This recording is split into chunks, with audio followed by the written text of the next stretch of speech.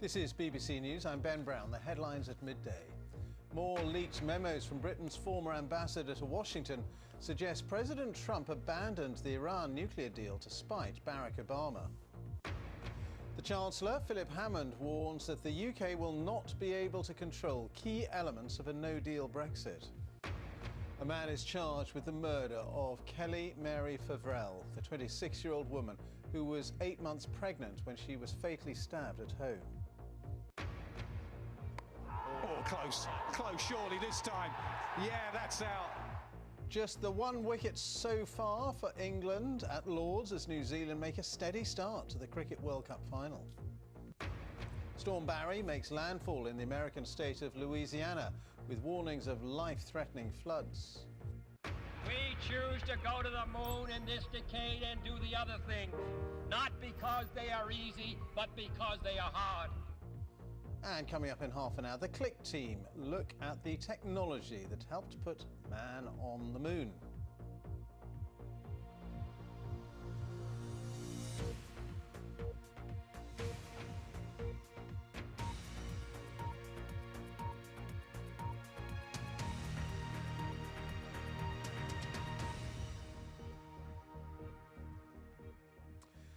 Hello, good afternoon and welcome to BBC News. The Mail on Sunday has published more leaked messages sent by Britain's former ambassador to the United States. In one of them, Sir Kim Darroch suggests that President Trump pulled out of the Iran nuclear deal last year to spite Barack Obama, describing it as an act of diplomatic vandalism.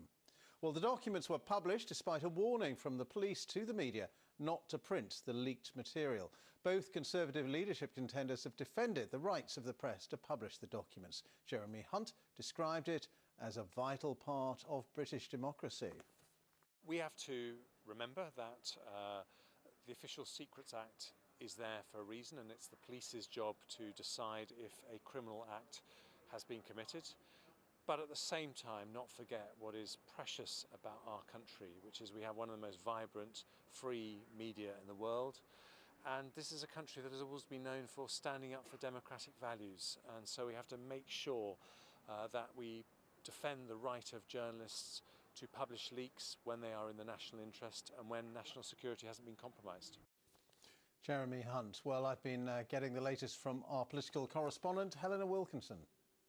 A week on from when we had the previous ones where we heard these alleged leaks, the mails from Sir Kim Darroch back to London where he described Donald Trump as inept. We've now got these fresh revelations in the Mail on Sunday, and they focus really on the Iran nuclear deal. And what we have heard is that Sir Kim Darroch apparently described, as you mentioned there, Donald Trump's determination last year to abandon the nuclear deal with Iran as an act of diplomatic vandalism.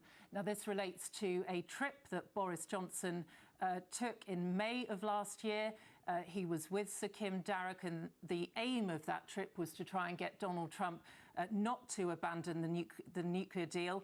Under that deal, Iran had agreed to limit the nuclear activities in return for lifting of economic sanctions. They weren't able to successfully persuade Donald Trump, and Sir Kim reportedly reports back to London that Mr. Trump's administration is set upon an act of diplomatic vandalism to spite his predecessor, Barack Obama. Also, in these messages, it highlights that there were various splits among US presidential advisors, and the White House, apparently, according to these messages, didn't have a day-to-day strategy in terms of how to deal with the aftermath of this. And these memos published by the Mail on Sunday, despite a warning from the police, and that warning itself has become a pretty hot political issue now. Yes, and Sir Kim Darroch resigning, many people would have thought perhaps this issue would have died down now and gone away. We now have a criminal investigation into what's gone on and who was behind these alleged leaks, but also, as you rightly say, a furious row about whether the paper was right to print these alleged leaked emails. And you've got, on the one hand, whether something is in the public interest, or whether it interests the public. Now, the newspaper have very strongly said that what they have published is in the public interest and they were right to publish it. But we've had the Assistant Commissioner, Neil Basu from the Metropolitan Police, warning journalists that they could be in breach and it could be a criminal act, if you like, if they do carry on and publish these alleged leaked documents. Helena Wilkinson there, our political correspondent. Well, I've also been talking to David Banks, who's a media law consultant, and asked him if newspapers could be committing a criminal offence by publishing this sort of material. It's theoretically possible that they could. Receiving material that's been disclosed in breach of the Official Secrets Act and then publishing it yourself is an offence. But it would be extremely unusual for a prosecution to take place in these circumstances.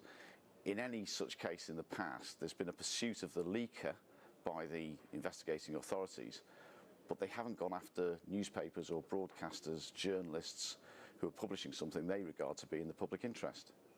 And it could be a criminal offence. Why? Because it breaches the Official Secrets Act, potentially? Is that the criteria? That's right. I mean, if the material leaked is in breach of the Official Secrets Act, and if it has done damage, and if then publication does damage, then you've committed an offence under the Official Secrets Act. So that's the key question. But the Crown Prosecution Service, if they got as far as police sending a file to them for the prosecution of a journalist or a newspaper, they would then have to decide, is it in the public interest to prosecute this newspaper? And that would be a very tough question for them to decide for the first time, as far as I can recall, for the first time to use this law to prosecute a newspaper in this way. It would be extraordinary. What is covered by the Official Secrets Act? Because these are memos with opinions about the White House, opinions about Donald Trump.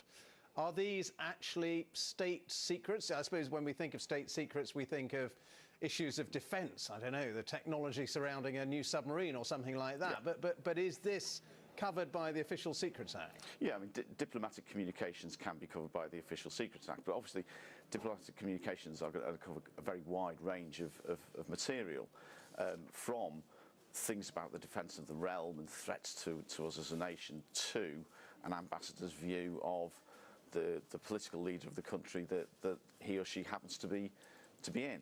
So there is a very wide range of material, and this is why it comes down to, is the disclosure actually damaging, as opposed to just embarrassing to the government of the day. And damaging and embarrassing are two different things.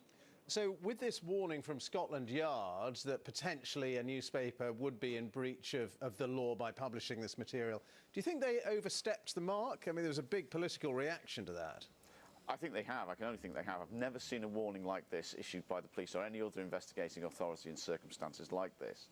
And the strange nature of it, I think, is indicated by the reaction there's been across the board from newspapers who are usually pretty cutthroat competitors.